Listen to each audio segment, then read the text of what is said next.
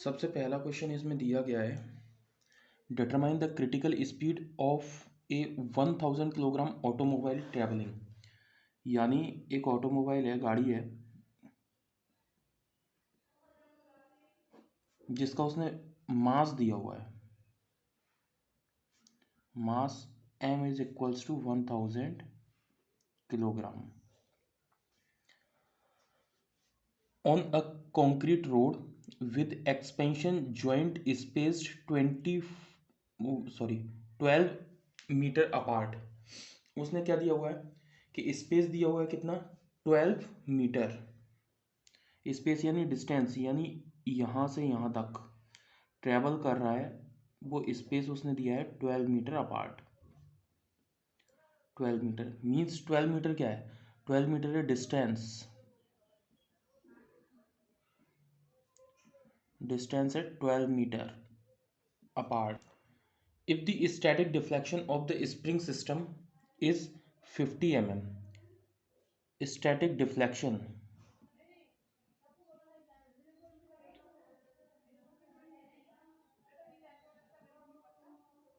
कितना दिया हुआ है, 50 mm, मीन्स इसे मैं क्या लिख सकता हूँ, delta is equals to 50 mm। Okay, question ने बोला है कि क्रिटिकल स्पीड अपन को बतानी है, यानी वेलोसिटी अपन को बतानी है, वेलोसिटी।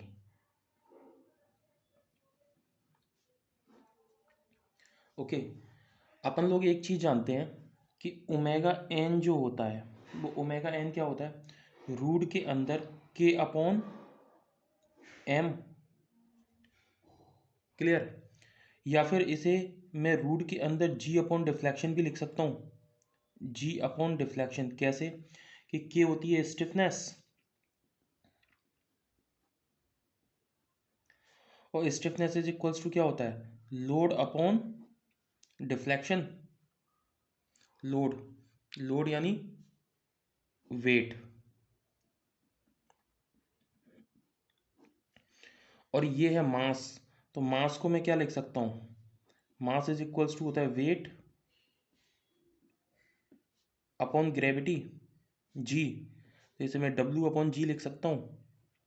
तो अगर इसकी वैल्यू इसमें पुट करूँ और इसकी वैल्यू इसमें पुट करूँ तो मुझे क्या मिल जाएगा, मुझे मिल जाएगा जी अपॉन डिफ्लेक्शन। कैसे कि omega n is equals to root of k की जगह पे मैं पुट कर रहा हूँ डब्ल्यू अपॉन डिफ्लेक्शन, इसकी जगह पे मैं पुट कर रहा हूँ डब्ल्यू इंटू जी। तो डब्ल्यू से डब्ल्यू कैंसिल आउट हो गया, मुझे मिल गया omega n is equals to root के अंदर जी अपॉन डिफ्लेक्शन। इसे मैंने माना इक्वेशन नंबर 1। अब देखो, डिफ्लेक्शन मुझे दिया है एमएम में, अगर इसे मैं मीटर में डिटरमाइन करूं तो ये कितना हो जाएगा, 0.05 मीटर हो जाएगा, राइट। जी की वैल्यू मुझे पता है, डिफ्लेक्शन की वैल्यू मुझे पता है, तो क्या मैं ओमेगा एन की वैल्यू पता कर सकता हूँ। Omega n is equals to होता है जी यानी 9.81 अपॉन कितनी हो जाएगी इसकी वैल्यू, डिफ्लेक्शन की 0.05। जब अपन इसे डिटरमाइन करेंगे तो अपन को मिलेगा 14 रेडियन पर second. Now omega n is equals to अपन लोग जानते हैं 2 पाई एफ एन होता है नेचुरल फ्रिक्वेंसी। ये नेचुरल फ्रिक्वेंसी हर्ट्ज में होती है, ये जो एंगुलर नेचुरल फ्रिक्वेंसी है ये रेडियन पर सेकेंड में होती है। तो अगर यहाँ से मैं एफ एन डिटरमाइन करना चाहूँ तो मैं क्या लिख सकता हूँ, ओमेगा एन अपॉन 2 पाई। ओमेगा एन की वैल्यू कितनी है, ओमेगा एन की वैल्यू है 14 अपॉन 2 इंटू पाई की वैल्यू कितनी होती है 3.14। ठीक है, तो ये लगभग 6-7, लगभग इसका जो वैल्यू आएगी वो आएगी 2.229 हर्ट्ज। मुझे फ्रिक्वेंसी मिल गया। फ्रिक्वेंसी का एक फॉर्मूला मैंने आप लोगों को दिया था कि फ्रिक्वेंसी इज इक्वल्स टू होता है f n is equals to होता है वेलोसिटी अपॉन डिस्टेंस। देखो वेलोसिटी कितनी है, वेलोसिटी दी गई है, वेलोसिटी सपोज मैंने मान ली कितनी v है, v क्योंकि वेलोसिटी तो मुझे डिटरमाइन करना है, एफ एन मुझे मिल गया। डिस्टेंस मेरे पास कितनी है, डिस्टेंस है मेरे पास है 12 मीटर, 12 मीटर, इसे भी मैं मीटर में लिखूं क्योंकि ऊपर वाली मैंने मीटर में लिखी है, इज इक्वल्स टू क्या लिख सकता हूं मैं इसे 2.229। अब देखो यहाँ एक चीज़ में तुम्हें कन्फ्यूजन हो गई, ये मैंने v/12 कैसे लिखा। देखो v की जो यानी वेलोसिटी की जो यूनिट होती है वो होती है मीटर पर सेकंड, और जो डिस्टेंस है उसकी यूनिट होती है मीटर। तो मीटर से मीटर कैंसिल आउट हो जाएगा, तो ये कितना बचेगा 1/सेकंड। तो 1/सेकंड क्या होता है हर्ट्स, और हर्ट्स क्या है इसकी फ्रिक्वेंसी, यानी दोनों की डायमेंशन सेम है। तो इसे मैं लिख सकता हूँ v is equals to 2.229 into 12। तो यहाँ से वेलोसिटी कितनी आ जाएगी, वेलोसिटी यहाँ से आ जाएगी 26.75 समथिंग। वेलोसिटी है तो मीटर पर सेकंड इसकी यूनिट हो गई, राइट। ये हो गया फर्स्ट क्वेश्चन। अब इस सेकंड क्वेश्चन को देखो। क्वेश्चन ने बोला है कि एन एयरक्राफ्ट रेडियो वेगिंग, यानी आपको वेट दिया हुआ है कितना, W is equals to 118 kilo newton, is to be isolated from engine vibration ranging the frequencies from 1600 cpm। 1600 cpm, cpm का मतलब होता है काउंट्स पर मिनट, काउंट्स पर मिनट, और ये जो काउंट्स पर मिनट होते हैं वो आरपीएम के इक्वल होते हैं। आरपीएम यानी राउंड्स पर मिनट, राउंड्स पर मिनट बोलो या फिर काउंट्स पर मिनट बोलो, ये दोनों एक ही बात होती है। तो आप काउंट्स पर मिनट को राउंड पर मिनट आप बोल सकते हो। तो पहली जो वो दी गई है फ्रिक्वेंसी, मतलब पहले जो रोटेशन दिए गए हैं N1, N1 कितना दिया हुआ है 1600 CPM या फिर RPM, और N2 कितना दिया हुआ है, N2 दिया है 2200 CPM या फिर इसे अपन बोल सकते हैं RPM। तो अगर N1 दिया है तो मैं सबसे पहले ω1 निकालूं, ω1 अगर मैं डिटरमाइन करूंगा तो इसकी वैल्यू कितनी आएगी 2πN1/60 इज इक्वल्स टू कितना हो गया, इसकी वैल्यू N1 रखोगे तो 2πN यानी 1600/60 इज इक्वल्स टू, इसकी वैल्यू आई 167.55 रेडियन पर सेकेंड। दूसरा देखो ω2 डिटरमाइन कर लूँ क्योंकि N2 दिया हुआ है, तो मैं 2πN2/60 कर दूँ इज इक्वल्स टू 2π×60, ये कितना हो जाएगा 2200, N2 की वैल्यू 2200 दी गई है, अपॉन 60 इज इक्वल्स टू, इसकी वैल्यू आएगी 230.38 रेडियन पर सेकेंड। ओके, अब क्वेश्चन को आगे पढ़ो।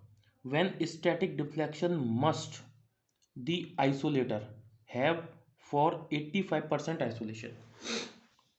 क्वेश्चन ने 85% आइसोलेशन दिया है। अब इसका मतलब समझना, सपोज ये है मेरे पास आइसोलेटर, इस आइसोलेटर के ऊपर एक मशीन रखी हुई है और ये एक मैंने फाउंडेशन बना दिया, फाउंडेशन मतलब जिसे अपन बोलते हैं जमीन। तो ये जो फाउंडेशन है ये है आइसोलेटर और ये है मशीन।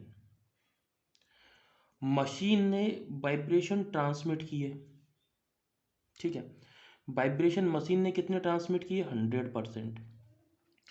आइसोलेटर ने इसमें 85% वाइब्रेशन एब्जॉर्ब कर लिए, वाइब्रेशन एब्जॉर्ब कर लिया। अब बच गया कितना, यहां जो फाउंडेशन पर पहुंचा वो कितना पहुंचा 15% वाइब्रेशन। क्लियर हुई इतनी बात?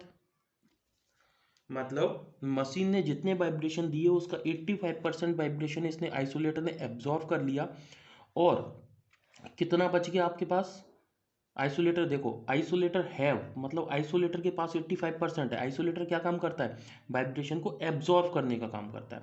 तो 85% एब्जॉर्व कर लिया यानी आइसोलेटर के पास है, तो बच गया कितना? 15%, यानी फाउंडेशन के पास कितना पहुंचा? 15% वाइब्रेशन पहुंच गया।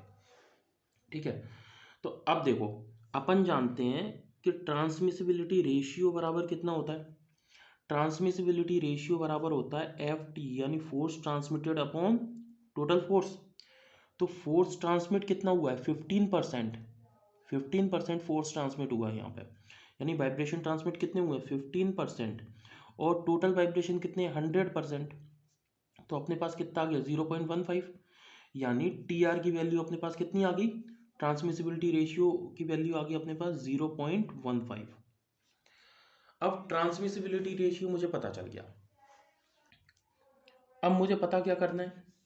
मैं एक चीज जानता हूं, इस क्वेश्चन में कहीं भी उसने जीटा का जिक्र नहीं किया। जीटा के बारे में उसने कुछ भी बोला ही नहीं है। तो जब कुछ नहीं बोला तो जीटा को हमेशा जीरो मान के चलो, जब जीटा के बारे में कुछ भी नहीं बोला। अब जीटा के बारे में अगर उसने कुछ नहीं बोला तो जीटा हो गया जीरो, और जीटा जब जीरो होता है तो उस केस में ट्रांसमिसिबिलिटी रेशियो का फॉर्मूला आप लोगों को बताया गया था, 1 अपॉन मोड के अंदर 1 minus omega upon omega n का स्क्वायर। यही होता है। इस मोड का मतलब होता है कि इसके अंदर जो भी वैल्यू आए वो हमेशा और हमेशा पॉजिटिव रखी जाएगी। ट्रांसमिसिबिलिटी रेशियो कितना दिया हुआ है? 0.15 is equals to 1 upon 1 minus omega upon omega n का स्क्वायर। अपन लोग एक चीज जानते हैं कि जब ओमेगा अपॉन ओमेगा एन की वैल्यू ग्रेटर देन √2 होती है तभी जाकर के वाइब्रेशन यानी फोर्स ट्रांसमिसिबिलिटी का जो रेशियो है वो लेस होता है। जैसे आप लोग अगर पुराने नोट्स में जाकर के देखोगे तो वहाँ मैंने ड्राइव कराया था, तब मैंने बताया था कि f t is equals to 0.33 f निकल के आया था। कब? जब जाकर के ओमेगा अपॉन ओमेगा एन की वैल्यू ग्रेटर देन √2 मानी थी, जो मैंने वहाँ पर वैल्यू ली थी omega upon omega n is equals to 2। जाकर के जरा प्रीवियस लेक्चर देखिए या फिर प्रीवियस मेरे नोट्स देखिए। ओके, अगर ये है, ये ग्रेटर देन √2 होगा तभी जाकर के ये इतना होगा ट्रांसमिसिबिलिटी रेशियो। अगर ये √2 से ज़्यादा होगा, √2, तो अगर √2 से ज़्यादा होगा तो इसकी वैल्यू डेफिनेटली ज़्यादा होगी, इसकी वैल्यू कम होगी 1 की।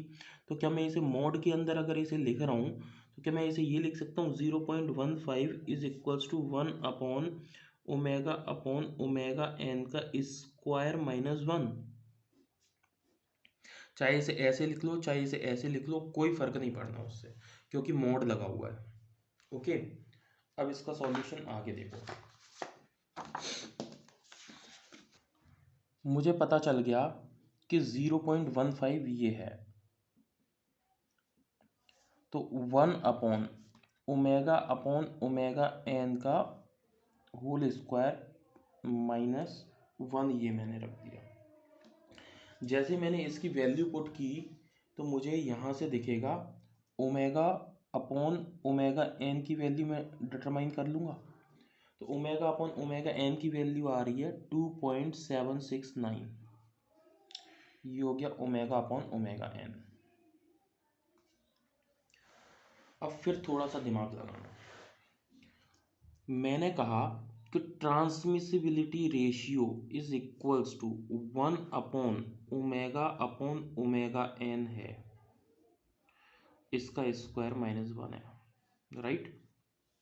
हाँ, अब मुझे ये बताओ, मेरे पास ओमेगा 2 है, एक तो ओमेगा 1 है, एक है मेरे पास ओमेगा 2। मुझे इनमें से कौन सी वैल्यू पुट करनी चाहिए इस ओमेगा की जगह? तो फिर ध्यान से समझना। मैंने कहा ओमेगा अपॉन ओमेगा एन की वैल्यू ग्रेटर देन √2 हो। क्लियर। अब अपन एक चीज जानते हैं कि ये वैल्यू अगर मुझे ट्रांसमिसिबिलिटी रेशियो कम करना है तो इसके लिए ओमेगा अपॉन ओमेगा एन की वैल्यू जो है ये, इसमें ओमेगा एन की वैल्यू, ये ओमेगा की वैल्यू तो मुझे बढ़ानी पड़ेगी और ये ओमेगा एन की वैल्यू कम करनी पड़ेगी, तो टोटल रेशियो ये बढ़ना चाहिए। बात क्लियर हुई। देखो फिर से एक बार समझो, इसकी वैल्यू अगर मैंने बढ़ाई, अगर इसकी वैल्यू ज़्यादा होगी तो ये टोटल की वैल्यू ज़्यादा होगी। जब ये टोटल की वैल्यू ज़्यादा होगी तो 1 अपॉन, यहाँ अगर वैल्यू ज़्यादा है तो टोटल में जो वैल्यू है वो लेस आएगी, कम आएगी, ट्रांसमिसिबिलिटी रेशियो कम होगा। ओमेगा अपॉन ओमेगा एन की वैल्यू ज़्यादा होगी, ओमेगा अपॉन ओमेगा एन की वैल्यू अगर ज़्यादा होगी तो सिंपल सी बात है कि ट्रांसमिसिबिलिटी रेशियो कम होगा, राइट। अब ओमेगा अपॉन ओमेगा एन, तो ओमेगा अपॉन ओमेगा एन की वैल्यू ज़्यादा करने के लिए ओमेगा की वैल्यू तो ज़्यादा होनी चाहिए ओमेगा एन की, तभी कम होनी चाहिए। तो ओमेगा की वैल्यू कौन से वाले की ज़्यादा है, ओमेगा 1 की वैल्यू ज़्यादा है या ओमेगा 2 की वैल्यू ज़्यादा है? डेफिनेटली बात है ओमेगा 2 की वैल्यू ज़्यादा है, तो मैं ओमेगा की जगह पे मैं पुट करूंगा ओमेगा 2। ओके, ओमेगा की जगह पे ओमेगा 2 पुट करूंगा। तो अब इस ट्रांसमिसिबिलिटी रेशियो में ओमेगा अपॉन ओमेगा एन की वैल्यू मुझे पता है 2.769 है। तो यहाँ ओमेगा 2 की जगह पे मैं क्या लिख सकता हूँ, ये ओमेगा की जगह पे मैं क्या लिख सकता हूँ, ओमेगा 2, ये लिख दिया मैंने। तो ओमेगा 2 की वैल्यू कितनी है, ओमेगा 2 की वैल्यू, रुको एक सेकेंड, ओमेगा 2 की वैल्यू है 230.38, 230.38 अपॉन ओमेगा एन पता है मुझे, ओमेगा एन मुझे पता है, तो मैं 230.38 अपॉन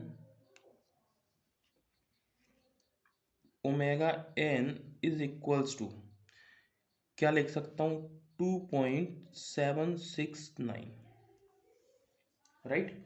तो यहाँ से अगर ओमेगा एन की वैल्यू डिटरमाइन करें तो ये वैल्यू आएगी 83.199 रेडियन पर सेकेंड।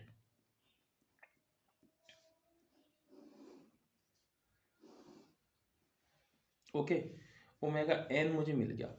अब मुझे निकालना है natural frequency of the system, मतलब ओमेगा एन मुझे निकालना है। तो अपन जानते हैं omega n is equals to कितना होता है, जी upon deflection is equals to 83.199। जी की वैल्यू अपन को पता है, डिफ्लेक्शन मुझे डिटरमाइन करके देना है क्योंकि क्वेश्चन ने पूछा है कि what static deflection must have, मतलब स्टैटिक डिफ्लेक्शन कितना होना चाहिए। तो डिफ्लेक्शन मुझे डिटरमाइन करना है, तो डिफ्लेक्शन डिटरमाइन करने के लिए क्या मैं ये लिख सकता हूँ कि g upon delta is equals to 83.199 का स्क्वायर, जिसकी वैल्यू कितनी आएगी 6922.07। तो यहाँ g की वैल्यू कितनी है 9.81 upon 6922.07 is equals to delta होगा। यहाँ